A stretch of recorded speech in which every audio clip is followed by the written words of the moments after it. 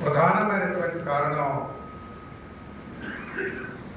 నేను కార్యకర్తలతోటి 2 మాసాల సమయం మీతో సంబంధ బాంధవ్యాలు నెలకొల్పుకోవడానికి సరిపోలేదేమో అని నేను భావిస్తున్నాను.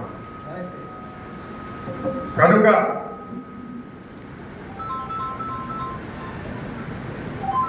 నాతో పనిచేసే నిడివి 2 మాసాలు సరిపోదేమో, 5 సంవత్సరాలు నాతో కలిసి లేకుంటే నేను కార్యకర్తలతో కలిసి చేయవలసిన అవసరం ఉందేమని నన్ను తప్పించాలని భావిస్తున్నాను. కానీ ఈ రాజకీయాలలో గెలుపు ఓటముల్ని జీర్ణించుకునే శక్తి లేని వ్యక్తిని కాదు.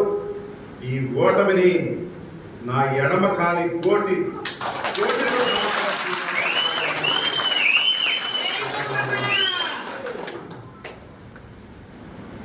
అయితే మీరన్నట్లు మురళి గారు, మీరు ఈ మధ్యకాలంలో ఒక 15 రోజులు కొన్నూరే రాలేదు. మండే రవీంద్ర మరణించినప్పుడు ఒకసారి, ఆ మధ్యకాలంలో మరొకసారి వచ్చి నేను ఆఫీసులో కూర్చుని వెళ్ళిన సంఘటన ఉంది. మరి గత 4 రోజుల నుంచి మీరు గుంటూరు వచ్చి నన్ను మీరు ఓదార్చారు, నిన్ను మనం ఓదార్చారు, కానీ ప్రతిరోజు మా ఆఫీసులో చెప్తున్నారు ఏమన్నా వాళ్ళు 100 ఇచ్చాము 200 ఇచ్చాము.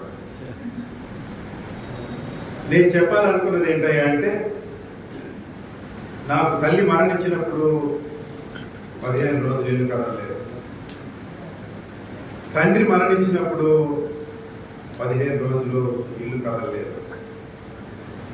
దానికి మన పెద్దలు పెట్టినటువంటి సాంప్రదాయం ప్రకారంగా తల్లికి నువ్వేమన్నా చేసావో లేదో నువ్వు సమీక్ష జరుపుకోవడానికి ఇచ్చినటువంటి సమయమేమో. అలాగే తండ్రి మరణించినప్పుడు, అలాగే ఈ 4 రోజులు మనలో మనం సమీక్ష చేసుకోవడానికి, మనలో మనం